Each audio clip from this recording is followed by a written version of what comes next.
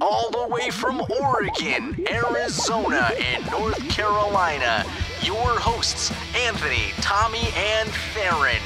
It's the Bros Before Elbows Pro Wrestling Podcast. Yeah.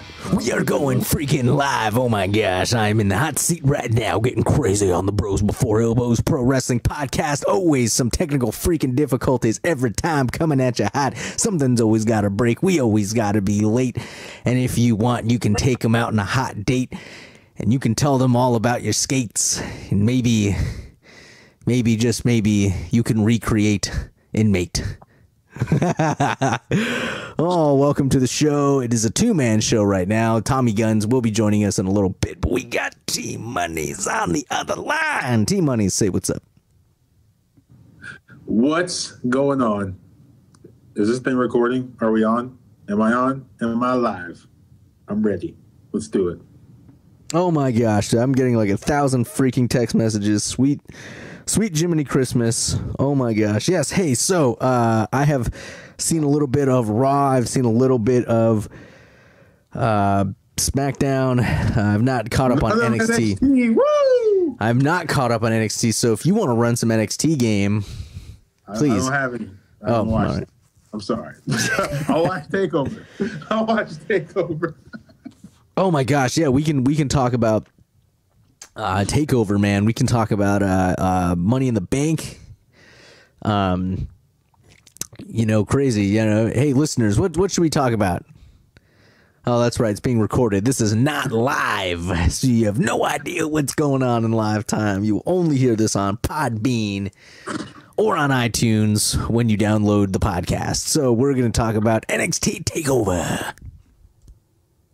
Woo! Chicago. Yeah, what did you think, man? I thought that NXT TakeOver Chicago was an awesome show with some great storylines, and it established some people. I mean, for it being not as big of a card as you would expect from NXT, but it was still like a really good show.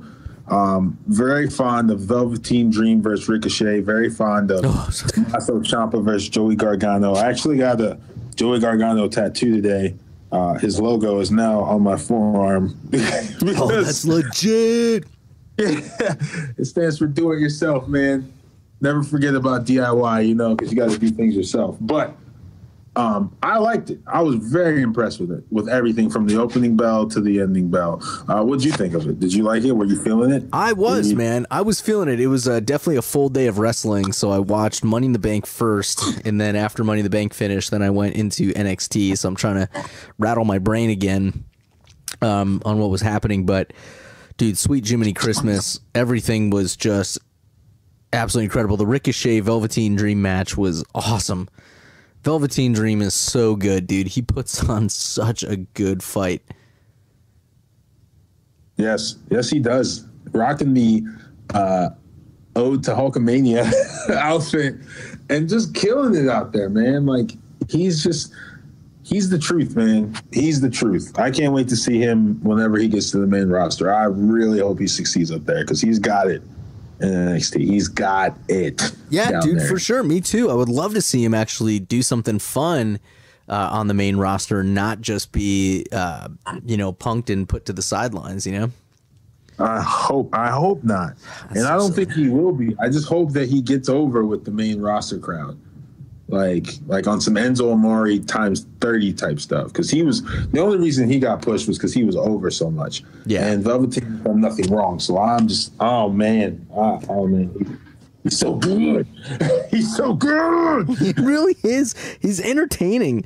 Like you look at him and he's just so flamboyant and he's so unique and he's like his own, he is his own persona. And he just does it so well. And not only that, but he's a big guy and he can wrestle, dude. He can put on a fight. That's what I'm saying. So nonchalant, so arrogant. He is the modern day arrogance. He's like Rick the Model Martel, ravishing Rick Rude, arrogant. Even Goldust had an arrogance to him. It was just like it was so different, but it was just so good. You were just like, dang, that guy's got it. You know what I mean? That's what I think of when I see Velveteen. No discredit to Ricochet. Ricochet is great wrestler, and I feel like, did he win? Who won that match? Ricochet did. Yeah, see, Velveteen keeps having to do the dip, man. He keeps having to do the job for these guys and put them over. Yeah, but at the same time, he's putting himself over too. You know what I mean? Like, he's doing it so well that even though he's taking the L, man, I don't think it's really affecting him that bad. No, not at all. Not at all. He is going to be over for however long he's in NXT. His name is rumored for call-ups whenever they have more. So it's like you're just waiting to see, man. Waiting to see that take off. I feel like it's going to take off. Doesn't that usually happen around SummerSlam when they do another shakeup? Do after SummerSlam and after Royal Rumble, or not Royal Rumble, WrestleMania. So yeah, he might show up. You never know. They just debuted Sanity like last week. So yeah, after not freaking having anything for them when they brought them up. What a waste. Not having anything for one of the hottest factions in wrestling is pretty sad. Or the Authors of Pain, but this is a good thing, the Bar. They don't have anything for the Bar. So maybe we can see the end of the Bar finally. They have nothing for them in creative. This is a shout out to them finally doing away with the Bar. Yeah, good. Oh, it's just one of those, like, you just rinse and repeat with the same guys over and over, and then it just gets so, we talk about it all the time on the show, but it's so disheartening when there's so much good talent in other places, but WWE just sticks to the same old number 2, same old number 3. There's only feels like there's only 4 options on the menu, and that's all you're given. And yet there's like this secret menu and you can get all of these cool combinations, but just WWE just refuses. They just don't want to take the risk, and yet they can, because it isn't like if they don't put on a good show, no one's going to watch next week. You know what I mean? Like, they can afford to they can afford to take risks is what I'm saying. Yeah, they definitely can. They definitely can do that. They can take the risks out there, and they just don't pull the trigger on the risks. I guess maybe Rusev Day being number 1 contender for the WWE Championship, that's a slight risk, but that could just be a filler for Extreme Rules, and that's what I think it's going to be. And, they won't pull the trigger on something like that. Ugh. You might even see Rusev Day go away and, what's his name? Rusev become a heel somehow. So it's like, man, if you would just go with what we're telling you, sky's the limit. They just don't want to do it, man. Vince just don't care. Nope, because he's Vinnie Mac, and Vinnie Mac can be on the attack and eat your snacks on your back. Because you got no chance. No chance. Totally true, man. Oh my goodness, totally true. Yeah, this is the guy that develops a 5-man, fatal 5-way, 4-way for the number 1 contendership for the Universal title, and then just decides, I don't like that idea, I'm going to scrap it, and just scraps it. And now, we still have to deal with Brock Lesnar as the Universal champion, refusing to take on anyone who would have won that match, and then working that into the storyline. And they're just like, so dumb. God, same thing. We always talk about it. I refuse to acknowledge that championship as an actual legitimate championship. It's garbage. It's a ploy to sell toys. That's all that it is. It is. I can't even find it in the toy section of any Target or Walmart. Yeah, I don't even know. To tell you the truth, I don't even know if they make it. No, they make it. I've seen it on the back of all the other ones. They have the Cruiserweight Championship, the Raw Tag Team Championships I've seen, the SmackDown Live Tag Team Championships, the WWE Championship, of course, the Intercontinental Championship, and I do believe they have the Women's SmackDown Live title as well. No Universal Championship. Jeez. Dude, I would like the Cruiserweight Championship belt. It's pretty sick. I didn't know they had a total. I just saw it yesterday. Oh, that's awesome. That's definitely a worthy buy. Yes. Oh, my gosh. Well, hey, let's keep going with NXT, man. So the other matches that were going on, there was Beyond Velveteen Dream and Ricochet. There was also, Aleister Black and, we're jumping around a little bit, Lars Sullivan. Right. I'm not gonna lie. I didn't watch a lot of that match, but I watched it. I don't know who won. Aleister Black won, but it was a fight. It was. Yeah, that's what I'm saying. This is something I've noticed with NXT, and actually I'll jump into another match at the same time too. So, Undisputed Era versus Oney Lorcan and no God, what's the other guy's name? Oh gosh, whatever. His terrible. I don't know off the top of my head, but either way, Oney Lorcan and his partner. And at first you think like, oh, this is just gonna be a cheese match. This is not gonna be worth it. And of course, like Oney Lorcan comes out and the other guy comes out, and the crowd is just like, whatever, you're gonna get squashed, you're gonna get squashed. But they put on such a good match. So what I'm trying to say is that NXT does this thing to you where they give you these matches and they make you think that nothing is gonna come of it, or that it isn't going to be a good fight, right? They could pair two random schmoes like they sort of did. And in the end, it is a "this is awesome" chant. The two tag guys, they lost, but the two tag guys they got like a standing ovation, and everybody loved it. Like, they put on a damn good fight, and that's what NXT does. They give you. They give you uncertainty, and that's something I know we talk about a lot on this show. Is they give you the element of surprise. They give you the element of you don't know, like they want you so bad to be a smark, and they take that away from you. They don't let you really like soak into that mindset, because they tease you with, ooh, you think you know better than us, but in reality you don't know jack dingus. That's right. That is right. The thing is, NXT just gets it right over and over and over again. Every time. I saw something, I don't know if you saw this, but maybe it was just some fake photoshopped thingy, but NXT on Fox Sports 1? Yeah, no, that's a rumor that they're considering putting it on Fox Sports 1 now that they have to deal with Fox. So I don't know if that means like the replay, or if that means that you got to get cable to watch NXT. But okay, so Mr. Paul Levesque, if you are listening, in fact, I know you are. Oh my You're gosh. always listening, Paul Levesque. We know you're on there, Paul.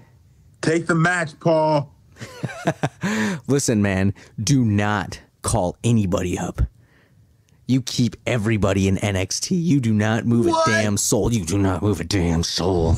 You let them stay in NXT. Dude, are you kidding me, dude? You know how big Adam Cole would be? You know how much bigger Aleister Black would be? Do you have any freaking idea how big Velveteen Dream would be if they stayed on NXT on Fox Sports 1? Dude, don't even put them on Raw. Don't even put them on Raw. Don't even do it, dude. Don't do it.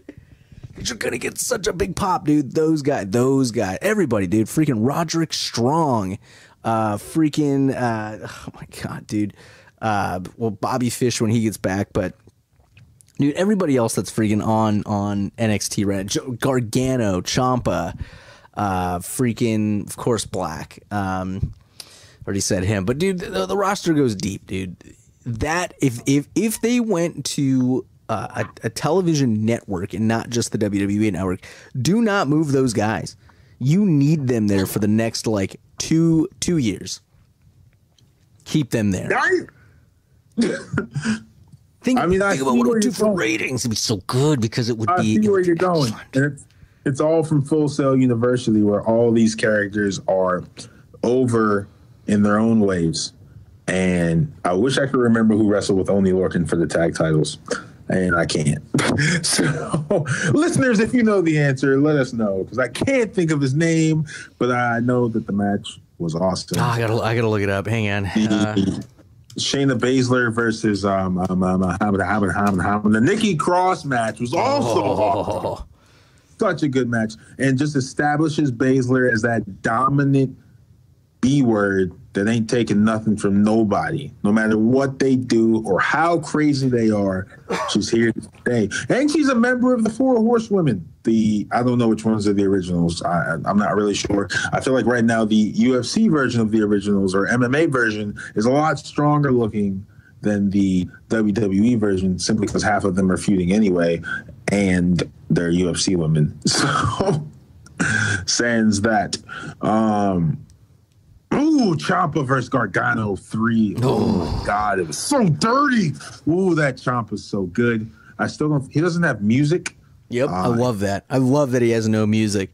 Doesn't even... Well, no, he speaks. I was going to say he doesn't speak. But he doesn't have music. And he refuses to let the WWE shop sell his merchandise. He doesn't even have any merchandise. He doesn't. Really? He doesn't let him sell it? He is the... No, he doesn't. He doesn't want it sold. He's a Sicilian psychopath. Oh, I love that.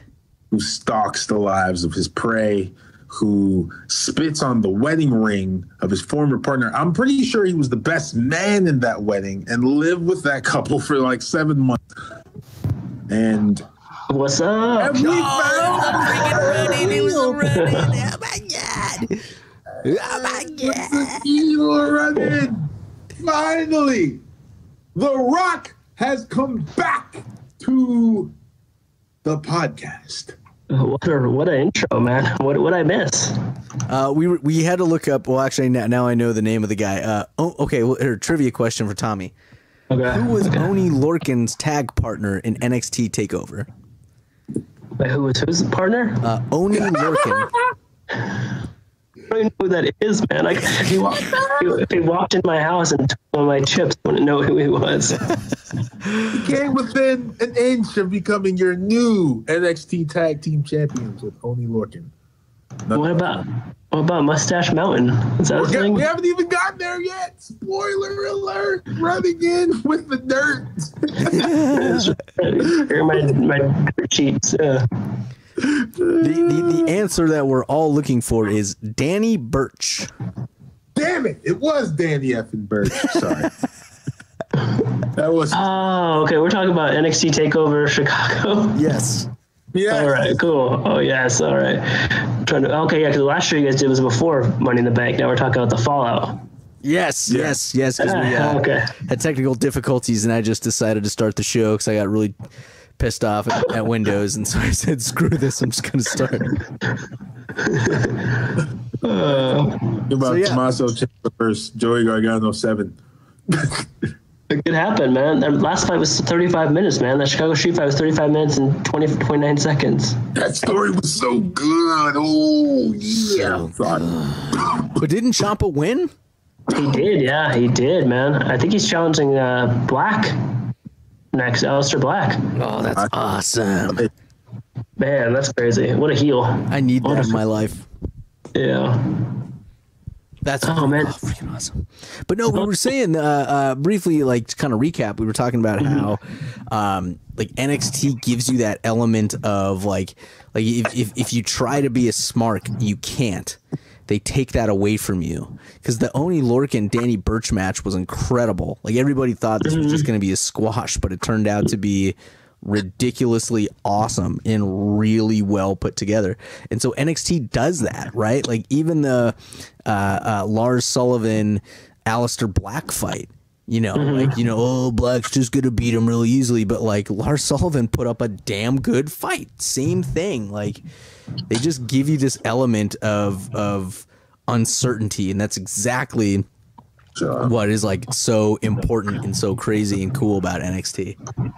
What's crazy is they're just like the default like number 2 promotion like almost in the world right now. I guess I can make an argument for New Japan, and people from New Japan are probably like banging their heads against the wall, their screen right now when I said that. But I mean, there's an argument that they're just like really like top flight promotion. They do tours, they have their own weekly episode, and they're talking about putting NXT on like regular TV now and stuff. So like on Fox.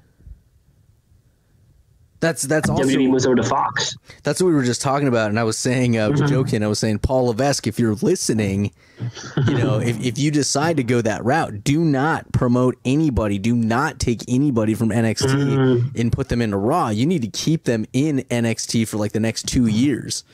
Like, don't move Velveteen, don't move Black, don't move Undisputed Era, don't move any of those guys, because if you're going to put them on a major network, you need to keep them there, because that's going to be cool. That's going to be its own brand.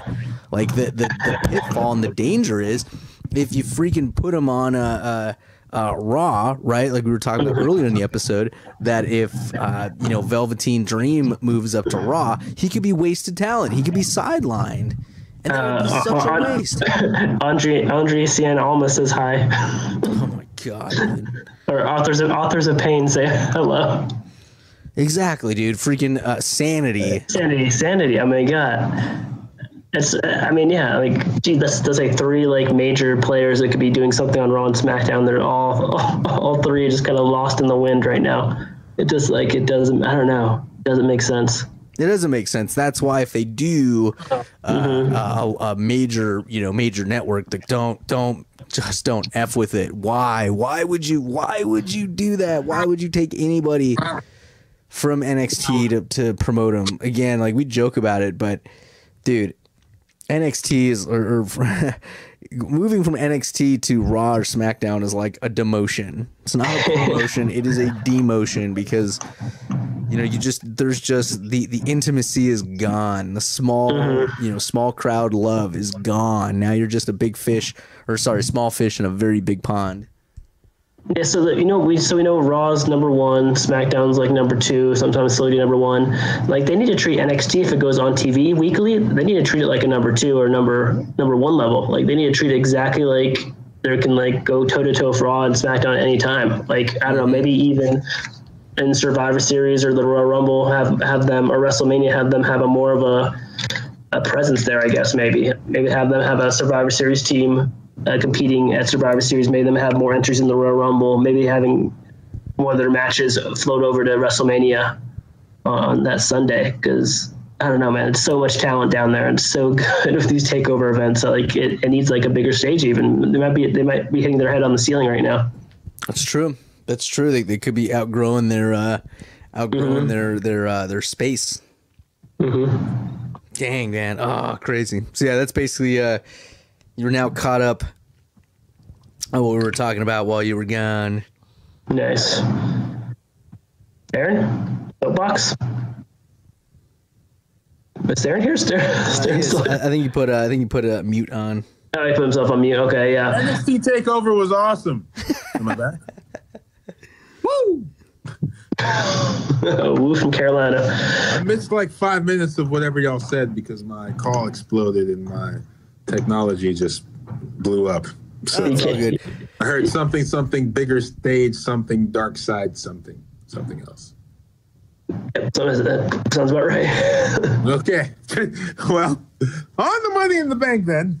Yeah, pretty much. Yeah, what'd you guys think of I'm just gonna throw out random matches because I have no idea what the match card was, but Rich Swann versus Hideo Itami for the Cruiserweight Championship. Wait, what? Rich Swann wasn't even there, dude. That's Cedric Alexander. We got those two confused. They didn't even have a match at the pay-per-view for crying out loud. Rich Swann is the sign of the promotion that will not be named. He actually debuted tonight. I saw it on Twitter. The Entertainment, GFW. Oh my gosh, dude, he fell off so hard. The match looked like it opened with the Bludgeon Brothers versus Gallows and Anderson. Was on the pre-show. The Bludgeon Brothers won. Of course, they won. Of course, the club is nothing now. The club is nothing. Oh wait, they got a rematch, but they already moved on from there. The club doesn't have a doorman anymore. They just let anyone in. It's like no secret code or password. Just like get in and wreck their stuff and just rock right back out. They've already moved on to bro. The reuniting. No, wait, the club is modern day Chuck E. Cheese. You just go in, you wreck someone else's place, and you leave it to the employees to clean it up. That's the cash in the club. Anyone can get in at this point. Yeah. Speaking of those who cannot be named, how about Daniel Bryan defeating Big Cass in the opening match of the Money in the Bank? Big Cass is fired. No one cares. No one cares. He's gonna be moving to the promotion that will not be named. Just give it time. Oh man, GFW. All right, let's go. Gosh. Apparently, I read a rumor that Big Cass and Enzo actually hate each other, so there's not going to be a reunion on the Indies. They hate each other? Yeah, they legit do not like each other. Why were they attacking? Because Enzo was an a-hole, dude. But apparently so is Big Cass. Yeah, he is. That's like a big reason he got fired. Just they're like, oh, he was having differences with the creative, and oh, he didn't rehearse a segment, and oh, he got drunk on the European tour. He just sounds like a douchebag. Yeah, apparently. Well, I didn't want to say the rumor of Carmella, but it's not good. Oh, he got dumped by Carmella. Wait, what's the rumor about Carmella? That he was not a good boyfriend, and I'll leave it to your imagination after that. Not cool. Yeah. Cool. Yeah, exactly. Staten Island, bro. Gosh, yeah. So good riddance. Then if you can't, if you can't hang in this modern era and be cool with everybody in the back, then you just don't deserve to be what you're doing. I feel like nowadays it really is I think they have instilled this camaraderie and locker room, brotherhood and sisterhood that is not to be effed with now. You know what I mean? I really feel like that has been established. It's yes, you want the best for your career and do the best you can, but now it truly has become, don't be an a-hole in the back. Don't be an a-hole to your fellow coworkers, because there will be repercussions. You will be embarrassed on live TV. You will be buried by other superstars. So if you're cool and you do a good job and you're a great performer with the other performers, the other superstars, then yeah, things will go well.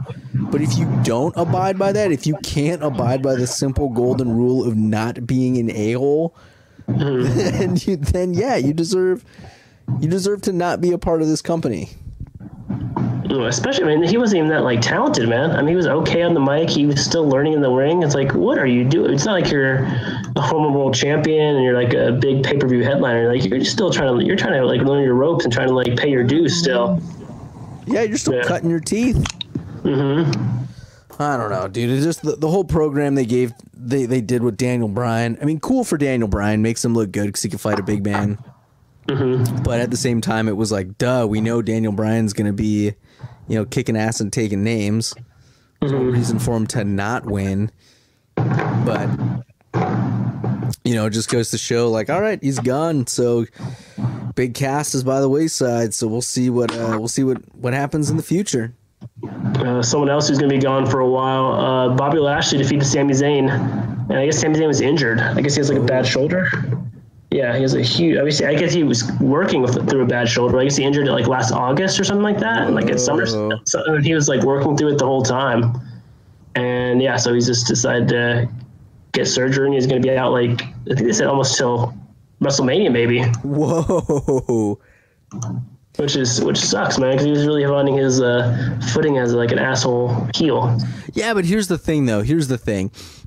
As much as I'm sad for that, and I would love to see him perform, I think it's kind of good for him, because when he comes back, he left on a heel note. He left on a note where it was I guess what I want to say is he left on a note leaving you to want more. And so now when he comes back, it'll be yeah, Sammy's back, and he kind of gets to choose whether he's a heel or whether he's a face. Yeah, that's true. He can come back either way. Yeah, no matter, he's gonna get I think he's gonna get pop no matter what when the first time that little ska riff hits. Which I think a certain someone Roman Reigns should do is take an effing hiatus. Constable Baron Corbin. He's got a new haircut. He's got a new haircut. Oh my gosh. Sure. Yeah, I was talking about Roman Reigns, but he should leave and then come back. Take a hiatus, man. Leave. Just leave for a bit. And just leave. Just go. Jinder Mahal in a one-on-one match. That makes me the #1 contender Oh gosh. That shall not be spoken of. Just go. I'm that good. Just leave. I am Roman Reigns for like 6 months. Take a vacation, dude. Just go to Disney World. Go to Tahiti. Go backpacking around Europe. I don't care. But just don't wrestle in WWE. Just take a break. I'm so sick of Roman Reigns. But what I'm getting at is what's in the case of Sami Zayn is it works out because when he comes back, people are going to dig it. Mm-hmm. So I feel like Dean Ambrose, whenever he comes back, he's been gone since December, so it's already 6 months. So whenever he comes back, I think he's going to have a good chance to reboot whatever he was doing. Exactly. He can come back. Is he a heel? Is he face? What's he going to do? What's the first words out of his mouth? What's the first feud? Screw you, Seth Rollins. Yeah, that'd be cool, man. Actually, I dig that reversal of roles. Screw you, Bobby Roode. so random. Next up was the IC title match: Seth Rollins versus Elias. Ooh, that was good. Yeah, Seth Rollins. The dirty deeds. Did he? Done quite expensive. Yeah. Double roll up, counter roll up. Grabbed it. He did, yeah. Didn't he lose to Dolph Ziggler the next night by grabbing the tights too? Yeah, he did. Yes. I don't even know if that makes sense. I guess they're pushing Ziggler again. And maybe Rollins now moves into the title that should not be spoken of picture. Take it off of the person that shall not be named. So stupid. It's so weird, man. Ziggler is IC champ for like the 17th time. Cool.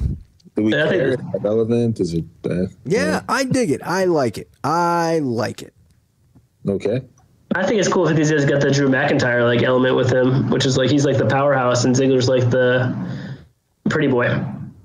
I saw a lot of things on IG in the searches, and it was like pictures of like Shawn Michaels and Diesel back in like '95. Like, yeah. Diesel was and it was like, please don't give us this. And it was like Dolph Ziggler and Drew McIntyre. I was like, hey, come on, the Claymore kick's kind of key, dude. And Drew McIntyre can wrestle.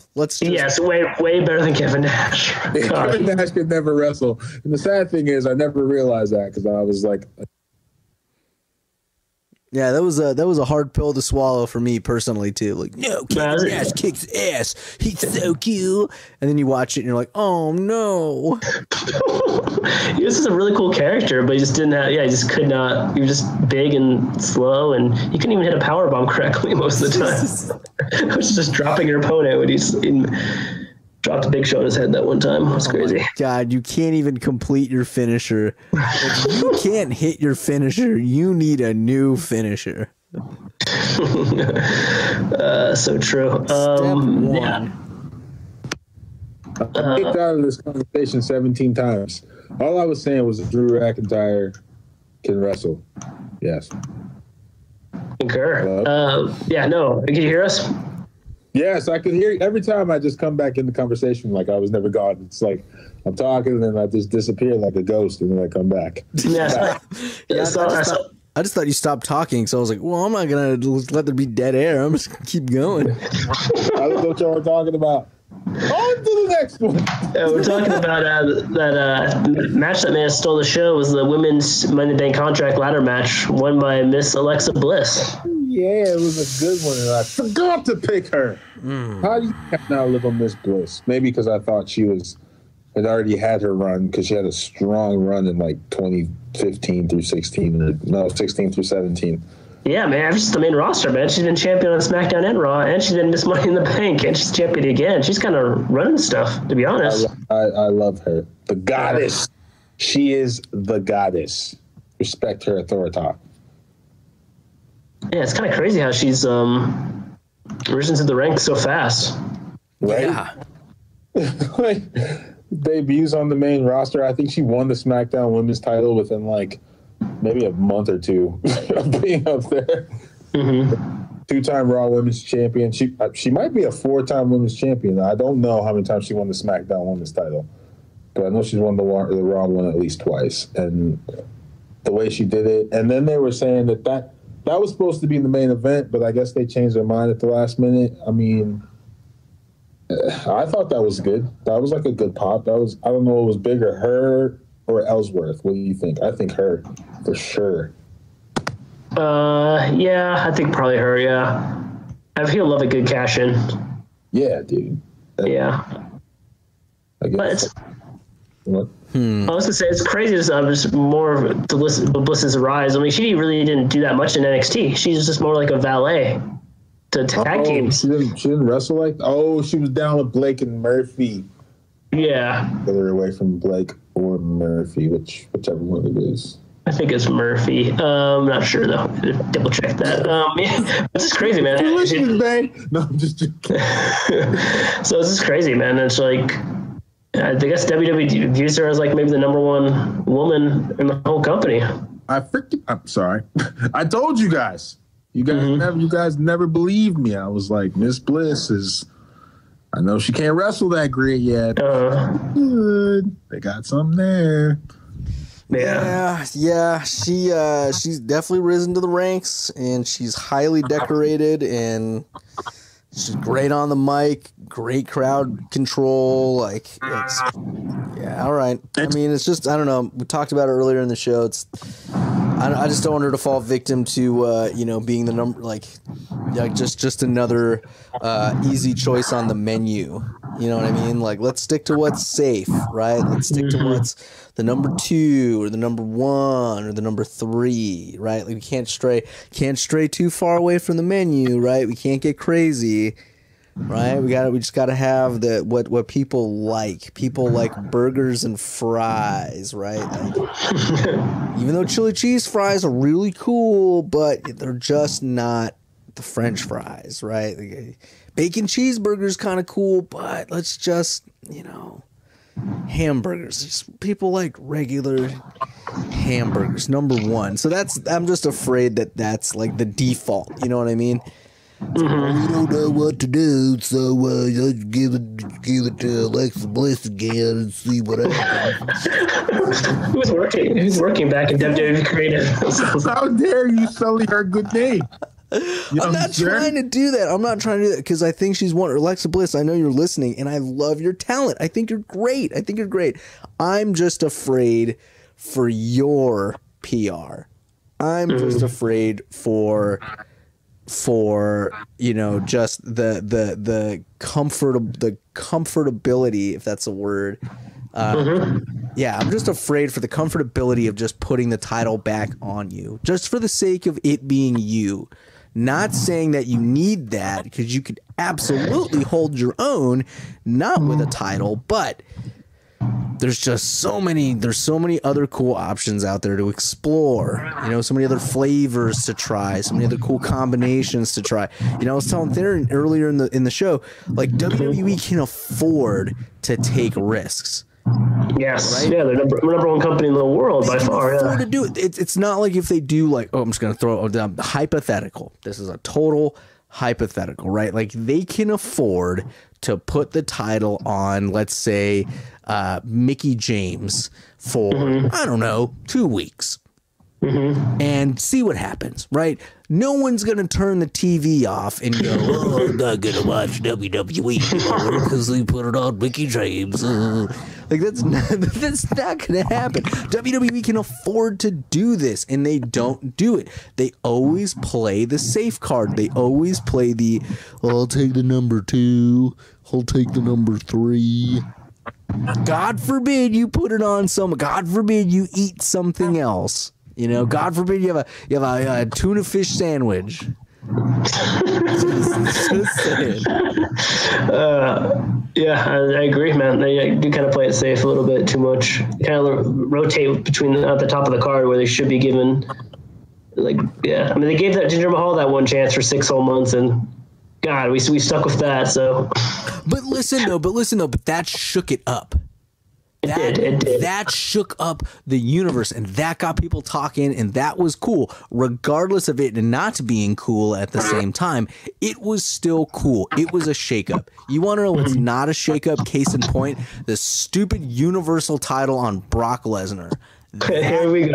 Here we go. I'm just saying. I'm keeping it quick. But case in point, that is what I'm talking about. That is the conservative safe card. That is the safe word. That is the safe zone. That is the, don't leave. Excuse me. Don't leave the edge of the lawn on your front porch or your front lawn. Right, like don't touch the sidewalk. Oh, it's hot lava. People don't like it when you step on the sidewalk. You gotta stay on the lawn. Don't disrupt it. Like this. I hope that guy lives next to the writer. Guy from earlier in the show. You know what I'm saying? Like, yeah, the team of frantic guy and anxious creative writer and frantic PR guy. There's so many guests on this show today. But yeah, I get your point. Yeah, they Universal. I mean, this is just the Universal. You forget about it, man. It hasn't been on. It's been 2 pay-per-views. It feels like it's been long. It really feels like it's been since WrestleMania, and it's been 3 months, and we haven't had any Universal title storyline really. No, it's so stupid. Such a wasted opportunity. We're supposed to be the face of the whole company. You know what I'm saying? It's so dumb. You could have put it on Balor. You could have put it on Samoa Joe. Hell, that's what I'm saying. That's the perfect opportunity for WWE to take a risk with something that is new, right? This is a new damn title that you could have had shifted hands like 5 or 6 times, and it would have been cool because it would have been like, oh, Joe's the champion. Oh man, Joe got his ass beat by Balor. Who would have thought? Now Balor's the champ. Oh my God, Balor got his ass beat by Strowman. Oh man, Strowman's the champ. Oh my God, Strowman got his ass beat by Joe again. Oh my God, Joe is the champ. Holy crap. Oh my God, Joe got his ass beat by Elias. Who would have thought? You know what I mean? Like, it can be constantly shifting to where it's that NXT charm that, oh, Elias is fighting the champ, and oh my God, he's actually formidable. Who would have thought? Right, yeah. I think it goes back to the open challenge, like with John Cena when he did that. He had so many great matches at everyone. Anytime they do an open challenge, even when Seth Rollins was doing his for a couple weeks, like they always find like lightning in a bottle, and they give people who don't usually get a title shot a chance to run with it. So I mean, if Brock Lesnar wants to go away from the WWE take 3 months off in the middle of the year, that's fine, but he doesn't need to have the title during that time. Yes, it's just holding up a whole division for no reason. Why is he taking this freaking title hostage? Why are you letting him do this? Why? The consensus has been that this is, from the fans at least, the fans' perspective is this is a terrible decision. We do not like this. This is stupid. And what's going to happen, here's what's going to happen. Here's exactly what's going to happen. Exactly what happened at freaking WrestleMania. It was okay, Brock Lesnar gives everyone one F5 and then he wins. And then guess what? Roman Reigns kicked out of the F5 and nobody cared. No. Everybody was buying nachos. Everybody was using the freaking pee troughs in the bathroom. Everybody was freaking buying more beer. Everybody was not in their seats for that moment that you had been building for the last umpteen years, and nobody cared. So what I'm saying is that it's like they're building this. Whoever wins, I just don't think they're going to get the pop that they want. I think they are so far down the damn rabbit hole that it isn't going to be I'm just saying glorious for the sake of it, not for Bobby Roode to win it, but it's like glorious. We now have light. We have seen the light of day. It's, oh my God, I've been in this damn hole for like 6 years, and I don't even care that there's light. I'm just glad I'm out of this hole. I'm not even celebrating what I need to be celebrating. I'm just glad I'm out of this damn hole. Yeah, it's gonna be interesting life after Brock Lesnar whenever he leaves. It's just gonna be like a whole new world. Yeah. I just have a feeling that people are just going to, me personally, and I cannot speak on behalf of everybody, but me personally, yeah, sure, that happened. That was something that happened, and I'm just not going to talk about it. Yeah, sure, yeah, that was a piece of history, but I guess, I don't know. Cool. Yeah, whatever. You know, it wasn't like what it could have been like, oh my God, the Universal title? Oh, it's so cool because it's changing hands all the time. Mm-hmm. It was, oh yeah, no, it appeared like maybe 10 times, I guess, maybe. Yeah, it was cool. And it's red. It went from Balor to Owens to Goldberg to Lesnar, and that's where it stopped. It is stopped. There's a big stop sign construction, and no one's going anywhere. Everyone's backed up in traffic. Yep. Oh my God. And I'm not blaming it on Goldberg. I am not going to blame Goldberg. Goldberg was just collateral damage in all of this. It was a weird decision at the time, though. It was totally appropriate because they're trying to push the game. And I guess they had beef in the past and whatever. So yeah, Goldberg is apparently the only one to conquer the Conqueror. It looks so much better in retrospect now compared to what we're going through now. Bring back the Goldberg era. Oh my God, are we actually trying to summon Goldberg now? If he gets the 10 off Lesnar, sure. We can move on from that.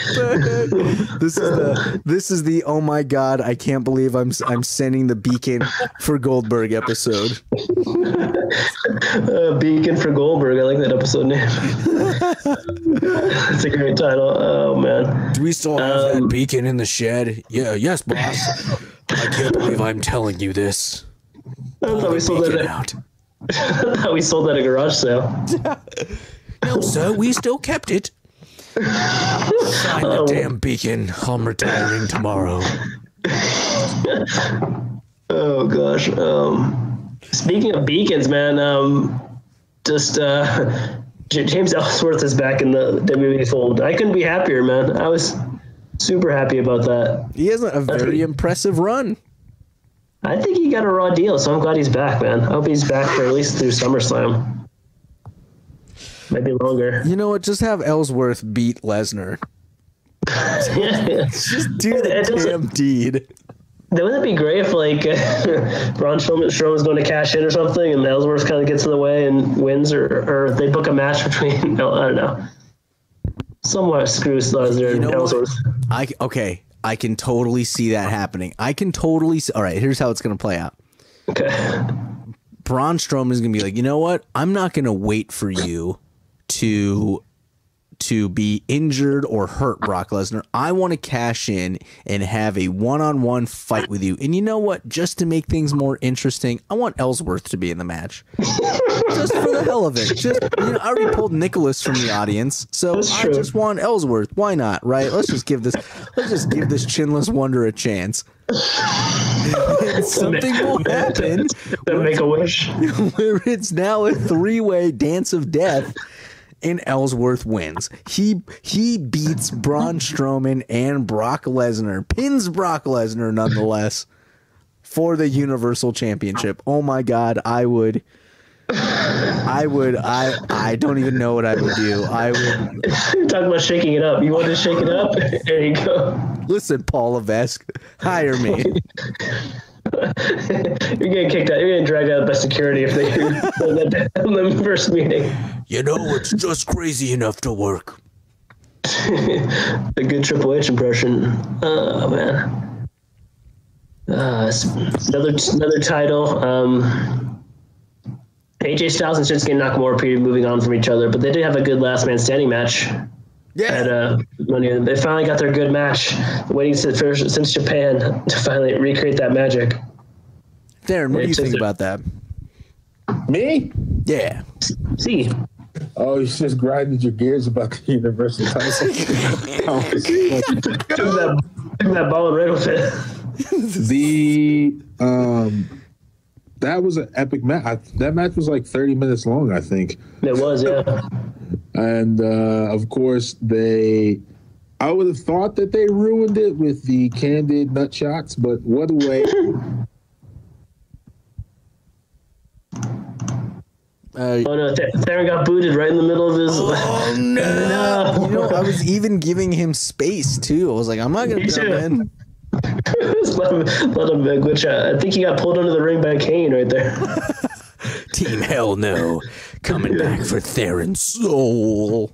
Oh man, you probably got a call or something, or man, it's North Carolina. It's like it's well after midnight over there. So who knows what's going on over there? Oh man, but yeah. So AJ Styles and Nakamura. Wait, there, are you back? He's in an airplane right now. Okay. I'm back. I'm about to board this plane, guys. Red eye. Between two epic competitors that finally lived up to their potential. Candid nut shot followed by the phenomenal forearm through the table. Happens a few. And then Shinsuke is still a super heel because on the next episode of SmackDown, Renee Young asks him what happens, and he just kills it with another fiery promo, and it's only like 4 minutes long. I count in Japanese, and he counted us so fast. Good stuff, man. It's good old healing right there. Never give in. Never give in. Jeff Hardy or Brother Nero versus Shinsuke Nakamura. I think that this is epic. And maybe Shinsuke finally gets his hands on some WWE gold. Give him that gold. Give him that sweet, sweet gold. Speaking of someone not getting the gold, Ronda Rousey, she won by disqualification, but then Nia Jax got cashed in by Alexa Bliss. Same night. Yep. Shoot. But this goes to show you that you can't out-heal the goddess. Okay? That's all. It was a little over an hour after she won it, because the Roman Reigns match, the Carmella vs. Asuka match, and then the Last Man Standing match, and then the cash-in. So she only had the briefcase for like a little over an hour, and she already used it. It's pretty awesome. Yeah, that was cool that it was cashed in at the same time. Yeah, that was cool. Yeah. I'm Why cool with wait? that. Yeah, well, you know, it keeps things entertaining and spicy. And fresh and funky. Fresh and funky. I don't know why I said funky. I'm not sure. That was a reach. Funkadactyls? Anyone? Oh boy. Yeah. It's Funky like he's about to win the match, and then, oh no, here comes the goddess out of nowhere with the briefcase, just like flailing it at people, and she wins. She was just flailing at people. It was pretty funny. Yeah. How do you guys think Ronda Rousey did for her first one-on-one match? She almost killed herself when she did that judo flip. Oh, yeah. But she did good, though, otherwise. Yeah, I thought she did pretty good. She pretty good as like the hero in peril instead of like the badass who just like runs over people. She's getting her like ass kicked a little bit. Yeah. It's kind of good to see. Yeah, you got to make it believable. There's got to be an element of believability. Believability, is that a word? Believability was the thing. I don't know if Bo Leave is still a thing. I think he's on the B team now.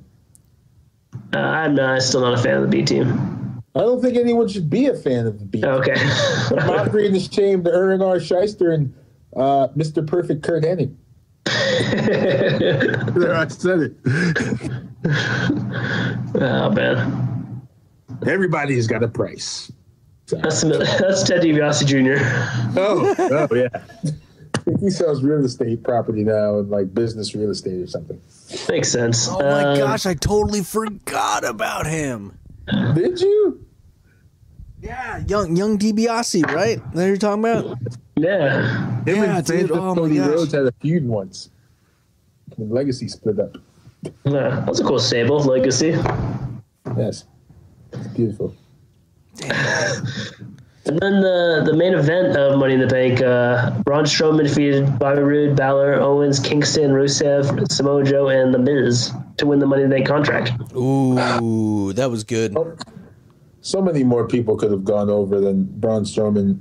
Clearly did not need to win that briefcase. I feel like he could become the number one contender any day, anytime, whenever Brock comes back. But it's good. Now he has a clear-cut shot at the title whenever.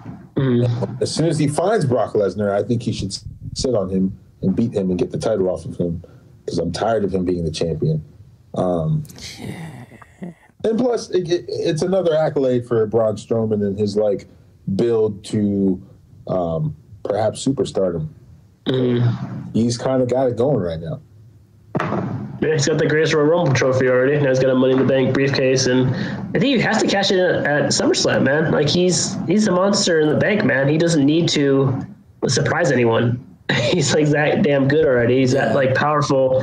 He's like that powerful in the video game of WWE that he doesn't need to like cheat or scheme his way to winning this. He just needs to cash it in as soon as Brock Lesnar comes back. Maybe just challenge it, like Anthony said beforehand. Just lay down the gauntlet and just challenge Brock Lesnar for a match using the briefcase. I think so. Just take the damn belt off of Lesnar. That's it. I'm tired of it. The Conqueror storyline is stupid. It's overplayed. Yep. Moving on. Sorry, guys. Technical difficulties really suck. He should cash in that briefcase and make it the match and the main event of SummerSlam by cashing it in and saying, I'm cashing it in as my main event of SummerSlam right now.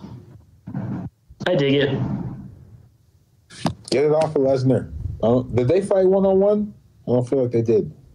I think it was at Night of Champions last year or something like that. Damn it. That means he beat him already. You're right. He did. He did, five. yeah. It was 1 at 5, actually. It was. I remember it was this 1 at 5, yeah. I think it was, I don't know, yeah. He was also in a fatal 4-way, I thought, for... He was. At SummerSlam, yeah. He was. He didn't get that 5. I don't even remember what happened, actually. I think Brock Lesnar got destroyed by everyone. It was Samoa Joe, Roman Reigns, and Strowman, and Lesnar got destroyed earlier in the match. But then he came back and won with 1 at 5. True. Sorry, Anthony. So stupid. Wow, he actually pinned Roman Reigns at that match, too. He pinned Roman Reigns with 1 at 5? Yeah, pretty much, yeah. It says 3 Superman punches from Reigns, and he attempted a spear. However, Lesnar countered to an F5, and that was it. Yeah. But it took 5 F5s. Never mind. Sorry. It is, yeah. Just circling all the way back to the Universal title. I was buying nachos, man. I don't know what happened. I wasn't paying attention. Oh man, Dean Almas for your new Universal Champion. Please, dude, that would be cool. That'd be shaking it up. That would be yes. Oh my gosh! All right, we have like Dean 30 Ambrose seconds for left. Your new Universal Champion. Dean Ambrose. Ooh. Yeah, just because it's like Fine. It's almost Universal Champion. It's almost anyone at this point. We've come to that point where we're pitching Ellsworth 15 minutes ago. I'm just saying, like, let's say Lesnar retains the title at SummerSlam, which nobody wants to see. Dude. And then, boom, James Elias Sampson Ellsworth for your new Universal Champion. Hang on. Here's what else could happen with Ellsworth winning this title. Everybody's on his side. Everybody hates Lesnar so much. The whole locker room runs out. Classic American hog stomp. Just beating the hell out of Lesnar. Everyone beats the hell out of Lesnar. And then they just drape Ellsworth over his dead carcass. And then everyone hits their finisher on Lesnar in a row. Everybody, all at the same time. I don't even know how that's humanly possible. Curb, front, spear, coup de grace, choke out. No, he's not there. Never mind. Then the Goldberg music hits and he hits a jackhammer and walks away. Oh my God. And Stone Cold comes out and Stone Cold stuns Vince McMahon for no reason at all.